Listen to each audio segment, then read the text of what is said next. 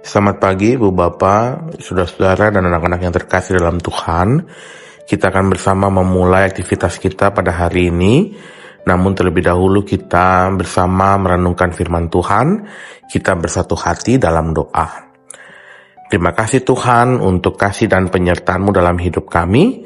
Saat ini kami akan memulai aktivitas kami, namun kami ingin mengawalinya dengan terlebih dahulu membaca dan merenungkan firman Tuhan.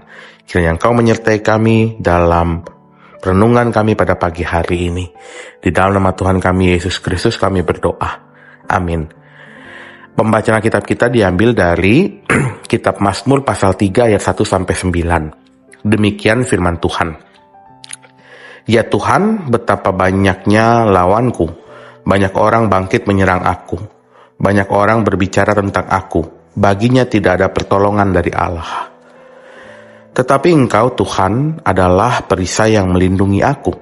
Engkaulah kemuliaanku dan yang mengangkat kepalaku. Dengan nyaring aku berseru kepada Tuhan dan Ia menjawab aku dari gunungnya yang kudus. Aku membaringkan diri lalu tidur. Aku bangun sebab Tuhan menopang aku. Aku tidak takut kepada puluhan ribu orang yang mengepung aku dari segala penjuru. Bangkitlah Tuhan, tolonglah aku ya Allahku. Ya, Engkau memukul rahang semua musuhku dan mematahkan gigi orang-orang fasik. Dari Tuhan datang pertolongan, berkat-Mu kiranya turun atas umat-Mu. Demikian pembacaan kitab kita, terpujilah Kristus. Ibu Bapak, saudara-saudara dan anak-anak yang terkasih dalam Tuhan, selamat pagi. Hari ini kita bersama merenungkan firman Tuhan dengan tema menghadapi musuh. Tidak seorang pun suka memiliki musuh. Pepatah mengatakan 1000 kawan terlalu sedikit, 1 musuh terlalu banyak. Keberadaan musuh membuat hati terasa tidak nyaman. Apapun yang kita kerjakan bisa jadi serba salah. Dimusuhi orang lain saja sudah membuat kita sengsara. Terlebih bila yang memusuhi kita adalah anggota keluarga sendiri. Itulah yang terjadi pada Raja Daud. Yang melawan dia adalah anaknya sendiri, Absalom, bersama banyak orang Israel. Bayangkan, orang yang dulu bersama-sama membela Daud, sekarang malah mengepung dan ingin menghabisinya. Bagaimana reaksi Daud? Rupanya ia tidak sibuk menghitung berapa banyak musuh yang mengancamnya. Ia tidak larut dalam ketakutan atau kepahitan. Ia malah memandang ke atas dan berkata, aku tidak takut kepada puluhan ribu orang yang siap mengepung aku. Bagaimana bisa? Karena Daud tahu siapa yang ia percayai. Bukan kekuatan sendiri, bukan jumlah pasukan, tapi Tuhan, satu-satunya sumber perlindungan sejatinya. Daud percaya Tuhan yang sudah menyertainya sejak awal tidak mungkin meninggalkannya sekarang. Kadang kita perlu berhenti menghitung berapa banyak orang yang melawan kita. Kita perlu mulai mengingat berapa banyak berkat yang sudah Tuhan beri.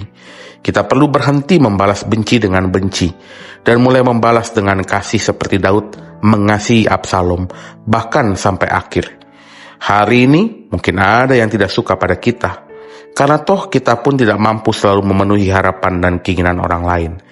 Mungkin ada yang menjelekkan, mengkhianati, atau bahkan berusaha menjatuhkan kita. Ingatlah, kita tidak perlu takut atau membalas kebencian mereka. Kita hanya perlu percaya bahwa Tuhan lebih besar dari semua yang memusuhi kita. Jika Tuhan ada di pihak kita, siapa yang benar-benar bisa melawan? Jadi, jangan biarkan rasa takut dan benci menguasai hati. Doakan mereka yang memusuhi kita. Tetaplah berjalan dalam kasih. Ingatlah, tidak ada alasan untuk takut dan membenci orang yang memusuhi kita. Tuhan yang akan berperang untuk kita. Amin. Mari kita berdoa.